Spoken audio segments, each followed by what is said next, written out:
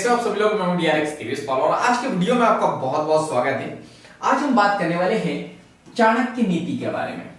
इससे पहले भी बात की थी हम लोगों ने, आज भी बात करेंगे हम लोग। बहुत सारी चीजें नई नई सीखेंगे हम, जो आचार्य चाणक्य जी ने हमें बताई है, जिसका अनुसरण करके, जिसका उपयोग करके हम अपनी लाइफ को बदल सकते हैं, अपनी लाइफ में चेंजेस ला सकते हैं। तो चलिए स्टार्ट करते हैं। तो जो पहली बात है वो आज हम लोग देखेंगे। चाणक्य जी कहते हैं कि मन के द्वारा सोचा गया कार्य, जो मन के द्वारा सोचा गया कार्य होता है, उसे वाणी तक के कभी भी ना लाए। मन के द्वारा अगर आपने कोई कार्य सोचा है, कोई काम सोचा है, तो उसे अपनी वाणी तक के, यानी अपने मुख के द्वारा जो है कभी भी किसी को नहीं बताना चाहिए, अपनी वाणी तक के नहीं लाना चाहिए या कहीं पे भी नहीं बोलना चाहिए।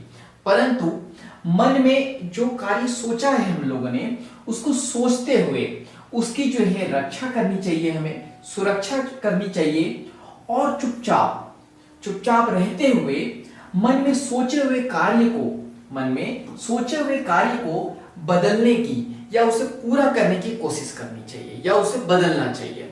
क्या कहा कि मन में सोचे हुए कार्य को कभी भी जो है वाणी तक के नहीं लाना चाहिए, परंतु मन में सोचते हुए उसकी सुरक्षा करनी चाहिए, चुपचाप रहते हुए उस कार्य को जो है बदलना चाहिए, यानी कि उस कार्य को करना चाहिए। दूसरी बात जो आचार्य चाणक्य ने हमें बताई है कि जो बुद्धिमान व्यक्ति होता है वो अपनी इंद्रियों को, यानी हमारे जो 5 सेंसेस होते हैं, उसको कंट्रोल करके, कौन सी होती है हमारी इंद्रियां, आंख, नाक, कान, हमारी स्किन और हमारी जीभ यानी जिह्वा।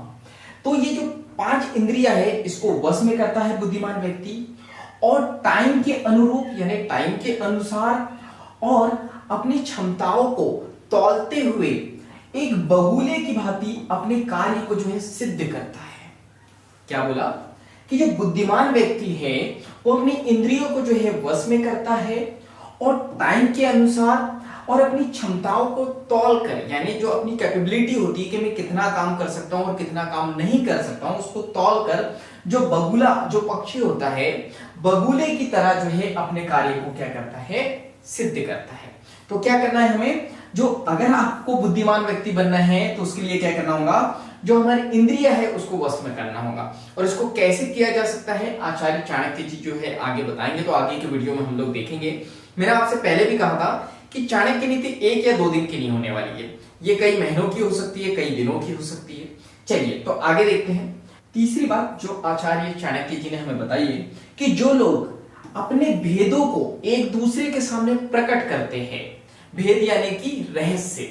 कई बार ऐसा होता है ना कि ये व्यक्ति इस व्यक्ति को कुछ बताता है और ये व्यक्ति जो है किसी तीसरे व्यक्ति को बता देता है, यानी जो इसके भेद है, जो इसके रहस्य है, उसको जो है दूसरों के सामने प्रकट कर देता है। तो आचार्य जी यहाँ पे हमें बताते हैं कि जो व्यक्ति एक दूसरे के भेदों को दूसरों के सामने प्रकट करते हैं, वो वैसे ही नष्ट हो जाते हैं जैसे बाम्बी में फंसकर सांप जो है, सर्प जो है वो नष्ट हो जाता है। सांप की इमेज जो है थोड़ी गंदी सी बनी है, लेकिन ये सांप ही है।